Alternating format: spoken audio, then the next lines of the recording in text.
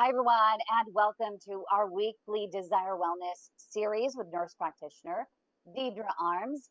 This week, out of popular demand, we are going to be talking about fruit, everything fruit, because there have been some articles out there lately that talk about how fruit is so bad for you for this reason or that reason. But then you have contradictory articles that say fruit is so good for you. Eat this fruit, eat this fruit. It's really confusing. I almost feel like so many different articles are out there just literally for clickbait to get you to click on them and to get you to buy their products. And it's so frustrating, Deidre. And I'm glad that you're here to hopefully shed some light on what we need to know about fruit. Definitely am. It is a topic that we discuss a lot. There's a lot of considerations, and it's never a one size fits all. But today, what we'll talk about is really want to get into peripheral arterial disease and the fruits that would be best for that because of the vitamins that's needed and everything. And then some things to consider with clotting disorders and vitamin K and what's the hype that we keep seeing on the internet? Why are they saying it's bad? And remember, the advice and views offered here during our Desire Wellness series are that of the individual speakers participating in this particular series. Do not act on any information or advice offered here. Always get explicit consent from your own healthcare providers before acting on any information or advice provided in this series. This series is just to be used as, forgive me for this, quote, food for thought, unquote, to have a more productive and satisfying conversation with your own healthcare team who knows your medical situation best. And with that being said, why don't we just do this overview? You mentioned we are talking about peripheral disease. It's a disease more prevalent and deadlier than most cancers combined. It's blocked arteries and mainly the legs, and a lot of different reasons for that plaque buildup, whether it's on the fresh clot side or clear to the other end of the spectrum with rock hard calcium. But 3 in 5 people who suffer a heart attack do have peripheral artery disease. So this is definitely something that you want to pay attention to. So let's talk about the nutritional benefits of fruits for people with peripheral artery disease. Yeah, let's do that. So really fruits are an essential part of a balanced diet, right? We know that it provides a wide array of nutrients, health benefits as well. And so we're just going to kind of explore some nutritional advantages of fruit. There are antioxidant properties, which I love to talk about antioxidants. The potential drawbacks too as well, because there can be drawbacks for certain populations, and really what's beneficial for people with PAD. So, Fantastic. So can we go through some of the vitamins and the fruits are nutrient rich, right? They're vital for our health. But why? well, we need those vitamins and minerals, right? Fruits are rich in essential vitamins and minerals, such as your vitamin C. We know that one really well because it helps with our immune response. Potassium, that's another one that we're always getting monitored through labs. There's Your bananas. folate, which is your B vitamin there, and they can support your immune function, your heart health, and cell repair, for one. They're also an important dietary fiber. So we talk about fiber a lot and being really important in our diets, especially if part of our disease process is diabetes. We really want to increase our fiber for that reason. So fruits are really high in dietary fiber. They really aid in your digestion and like digesting and breaking down your foods and promoting a healthy weight. They can reduce your risk of chronic disease, like heart disease and type 2 diabetes. And then hydration and low calories. So fruits have a lot of high water content, and it helps with hydration. They're naturally low in calories if we're eating the whole fruit and not mixing it in a smoothie or something. And it makes them an excellent source for weight management for many people. And how about those antioxidant properties of fruits? We hear about the antioxidants, and when I think of antioxidants, I go straight to my blueberries. That is well known that blueberries are high in antioxidants. Exactly. I love them. I think I even saw a study that said eating 1 to 2 cups of blueberries a day could be incredibly beneficial for the viscosity of your blood. I think I read. Yes, exactly. And antioxidants, why is that such a buzzword? Because it protects our cells and reduces our disease risk. And so what antioxidant fruits do, such as blueberry, is they neutralize free radicals. So they help those unstable molecules that damage our cells and contribute to that aging and disease, like heart disease, cancers as well. But they also, the antioxidant properties in fruits can also help with inflammation. And we know that chronic disease is, led by inflammatory processes. So if you have antioxidants, they have high anti-inflammatory properties and they help reduce risk of chronic disease, arthritis, cardiovascular, and even those neurodegenerative disorders. Yeah, definitely. Antioxidants are so important, and I love that you mentioned the free radicals because we talk about cholesterol and the fact that the quality of the cholesterol is truly what matters. You could have a lot of the large, fluffy LDL particles, but if you have a lot of the small LDL particles, those are the ones that when they become oxidized by the free radicals they were talking about, those are the ones that can eke into those small cracks or the damaged areas of your blood vessels and push them out. So antioxidants are really, really important to reduce those free radicals so those little LDLs are not getting into trouble. Um, but despite all of these benefits, Deidre, Dr. Gundry came out and he's a famous cardiologist and he's all about the holistic approach and natural approach to treating patients. But he has recently come out with a different perspective on fruit that has some of our patients, including the chairman of our Pad Warrior Task Force, Douglas Salisbury, very concerned about whether he should or shouldn't be eating fruit at all. And it's really kind of confusing. And from Dr. Gundry's perspective, he's known for his dietary recommendations, right? Reducing lectins, managing the gut health, and he really is into addressing concerns of glycemic response and gut health in patients. So some of the things we have to consider, and what he's really talking about is, so looking at low glycemic index foods, right? We want to encourage consumption of fruits and foods with a low glycemic index to minimize the blood sugar spike. So that's really important here. Those are your fruits like your berries, like you talked about. Apples are generally a better option to maintain stable blood sugar. So if we have, a high fructose diet, high in sugar, that contributes to those metabolic issues. So we don't want to consume it excessively. He does talk a lot about lectins.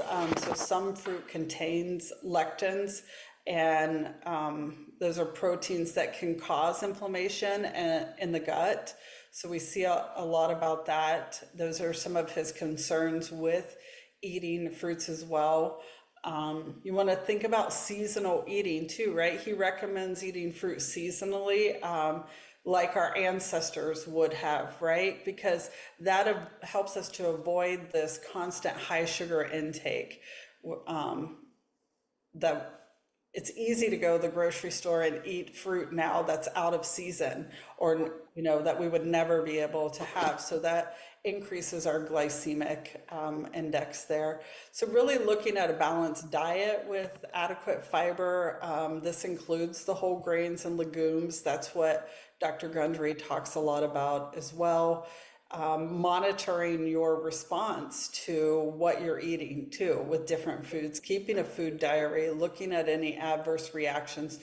if you're diabetic, looking at glycemic spikes that you're having when you have that as well. And I will say, like, the foods that we now have are often modified to be sweeter and to have additional things. So there's where he's like really looking into what we're eating. Like, I mean, you have these modified grapes that are what, candy cane grapes or something that are really large and They even have really that full for of sugar. tomatoes too. They even have Yeah. all these different, genetically modified tomatoes as well. And then bananas are another one. And it's amazing that they just don't have to have labels to demonstrate that, what, this is a genetically modified fruit, to make it larger, to make it sweeter, to make it, have a lot more sugar in it. And that's really concerning. And I think more needs to be done at the policy level to increase the labeling and the transparency of these fruits. Right, and giving a lot of understanding to what we're actually eating and, what would be the glycemic index of this genetically modified fruit. Yeah. And so So, that's where I think Dr. Gundry, like, it's so important to know that these are the things he's looking at. Basis is looking at how does it affect the glycemic index, the microbiome, and is it the food? We always talk about that in this natural approach, eating food like our ancestors did, because we've come so far away from that. and so let's just summarize the potential drawbacks of fruit consumption based on some of the concerns that you were talking about with Dr. Gundry. Well, in summary, the impact on blood sugar, right? That excessive consumption of high sugar foods, it can affect your blood sugar levels, especially if you're insulin resistant or diabetes. If you want to know more about insulin resistant, we talked about that last week, so catch up if you weren't here. But that calorie density, so relying on heavily on fruits for your calories can lead to an imbalanced diet. So you don't want to be too heavy on one thing more than another, right? And some of the health risk are pesticide residues. That's kind of the drawback of this. Conventionally grown fruits contain pesticide residue, so opting for organic and thoroughly washing things to reduce that exposure. And then digestive things like adverse reactions can be a drawback if somebody has an allergy or sensitivity to a fruit such as a strawberry or kiwi that can cause discomfort, or they can have reactions.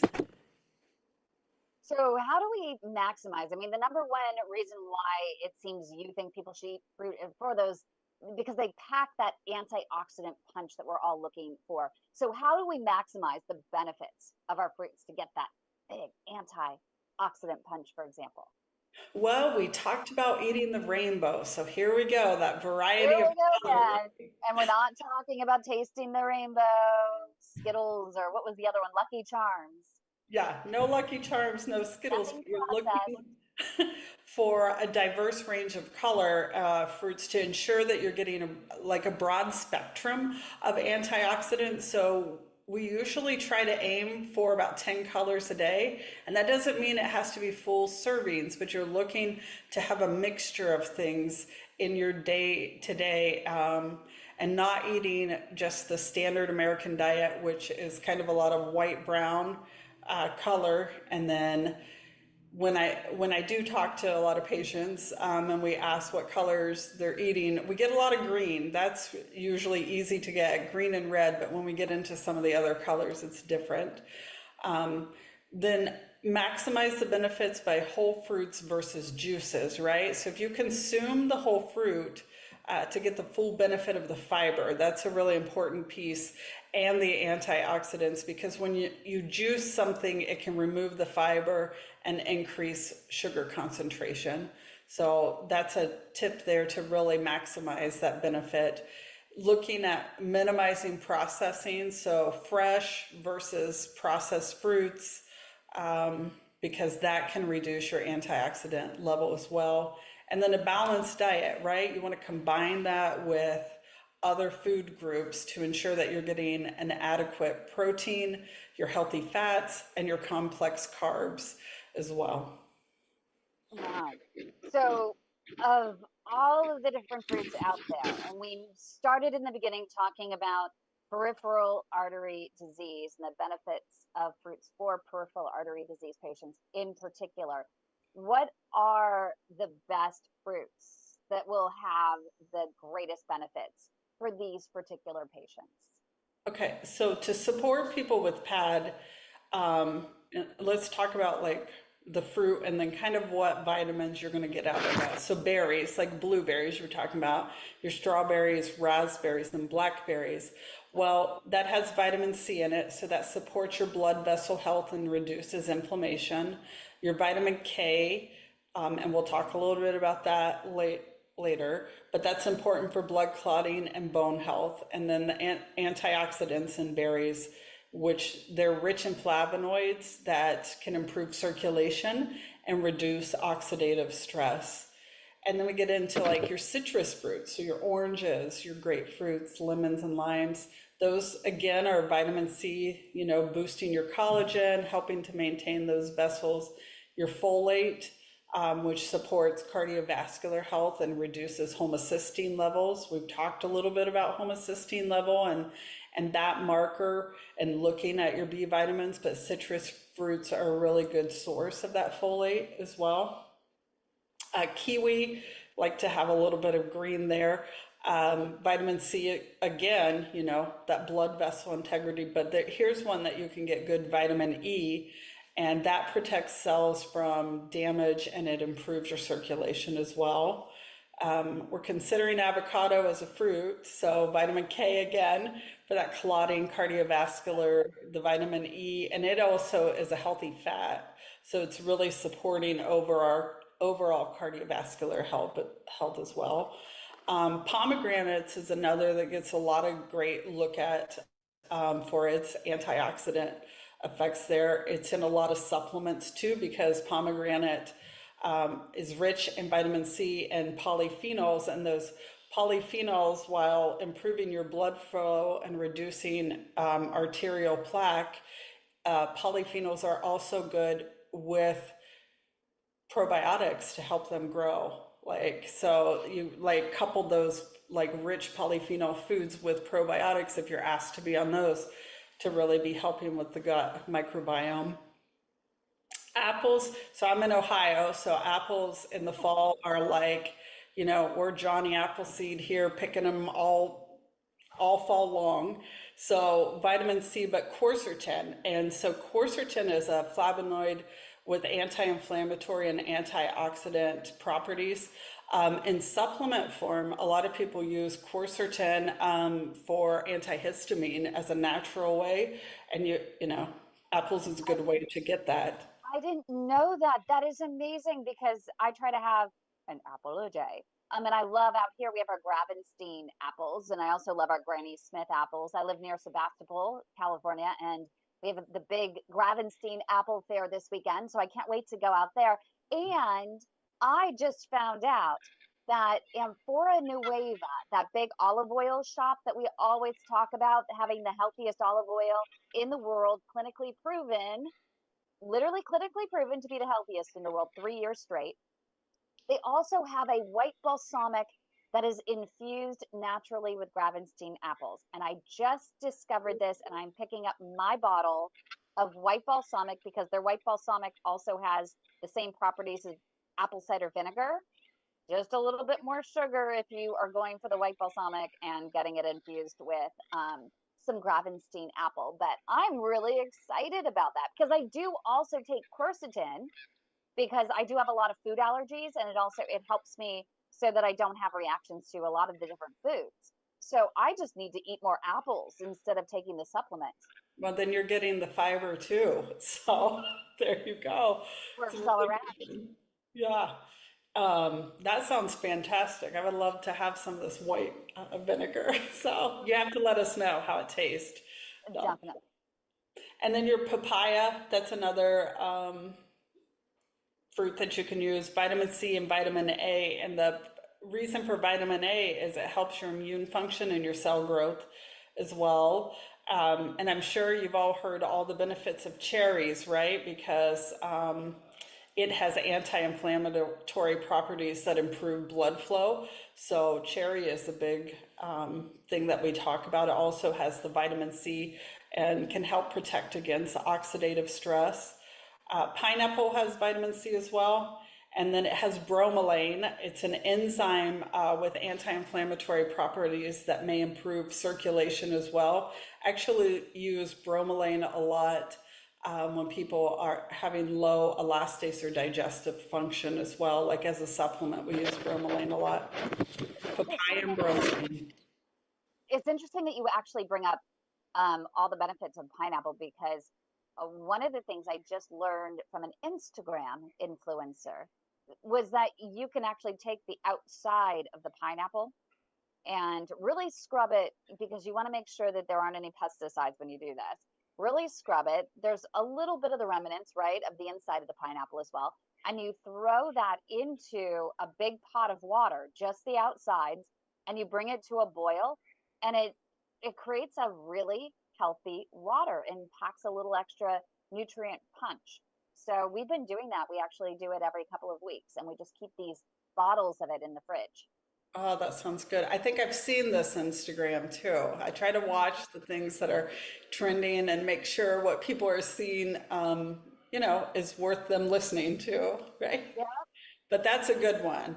And the bananas, you talked a little bit about that too. And, outside of vitamin C that it has B6, so it aids in that hemoglobin production and it can improve nerve function. So you can see, just looking back at just the ones we covered today, there's so many things that can help with peripheral arterial disease for our patients. So, what are some of the practical ways in which everyone can easily and seamlessly incorporate fruits in all the colors of the rainbow of these fruits into their daily regimen? Because we're all busy. A lot of us are on really strict budgets, and we have a lot to consider when we're trying to plan our meals for the day. It's true. So adding your fruit to your breakfast, maybe a little bit of a serving of berries and oatmeal, or a slice of banana, or even half a banana.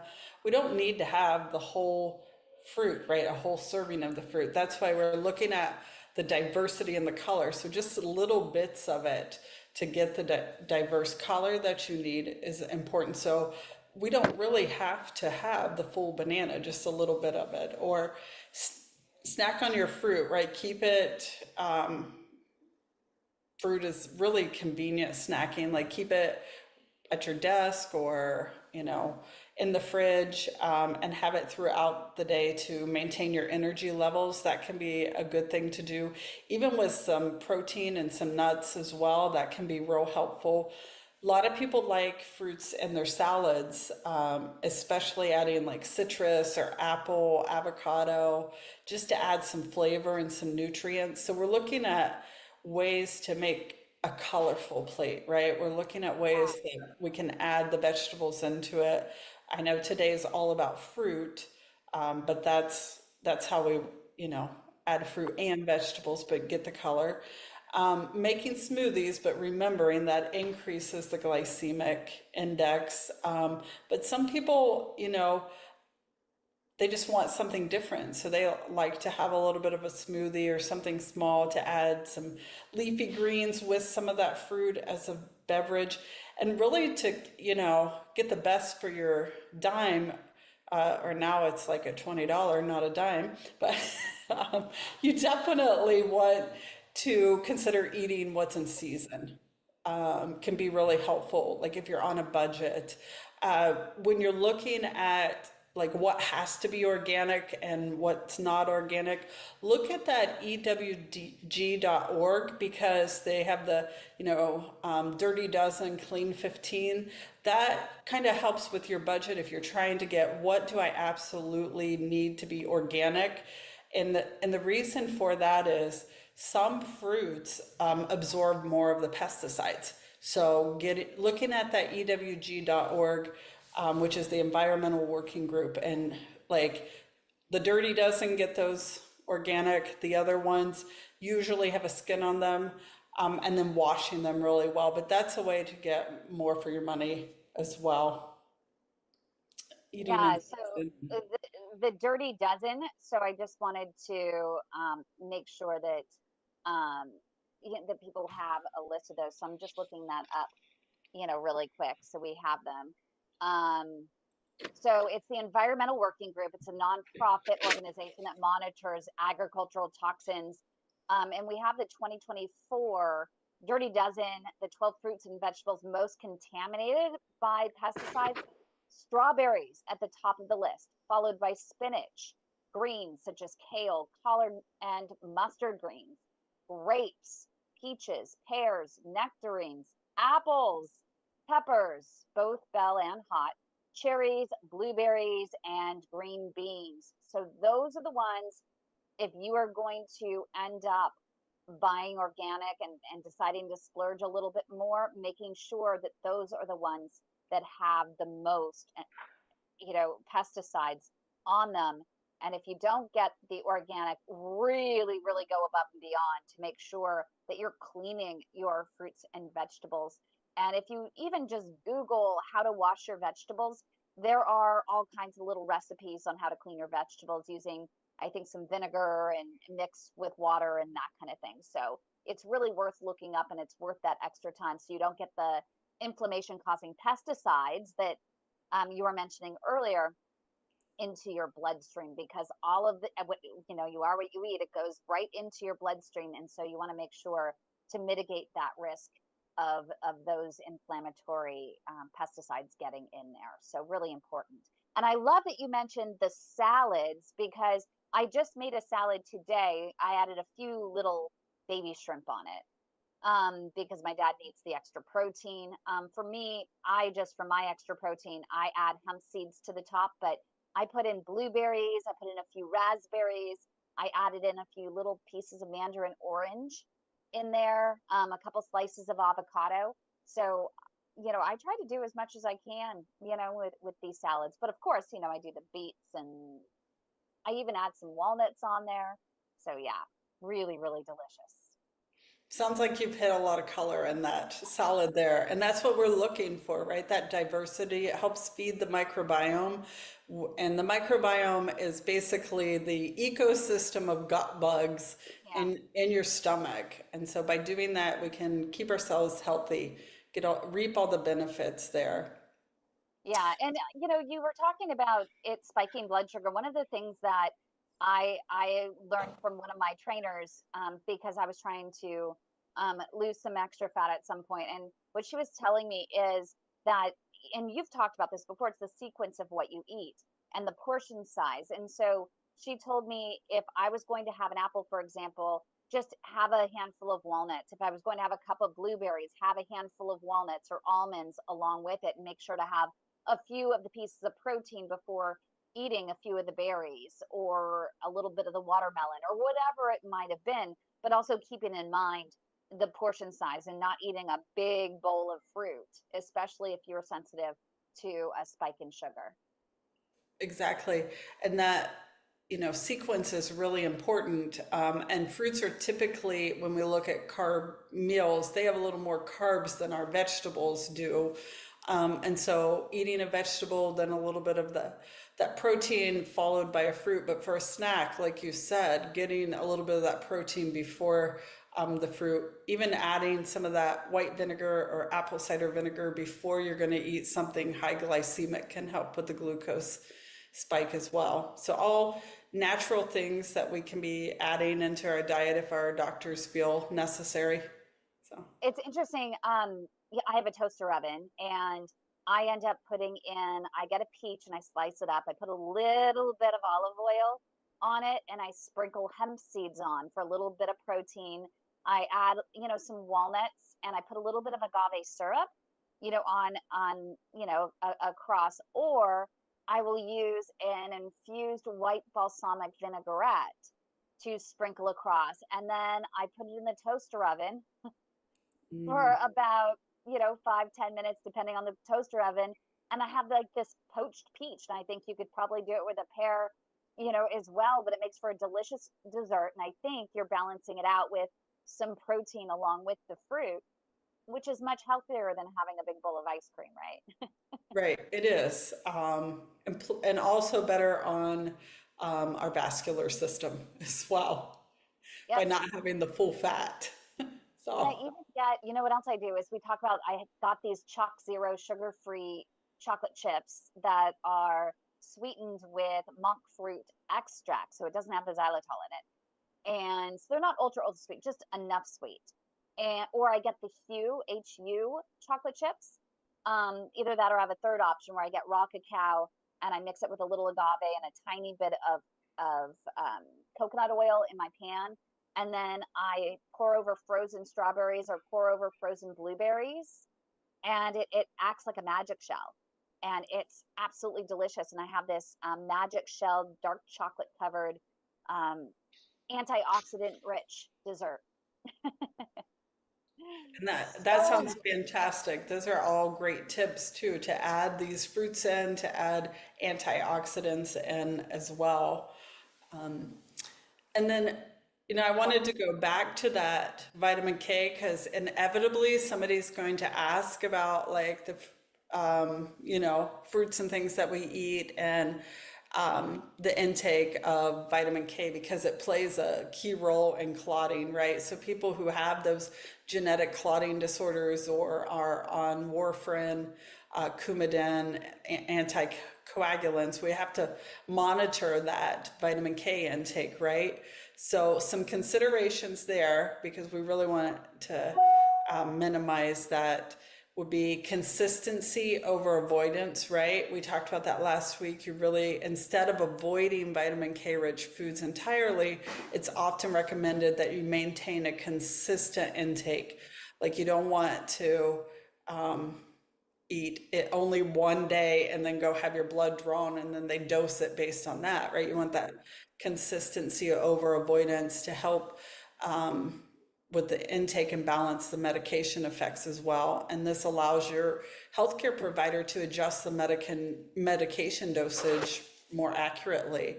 So that's something to consider if, when we're talking about vitamin K. And then the vitamin K rich foods, such as your fruits that can have that in it, generally have much lower levels compared to vegetables like the leafy greens.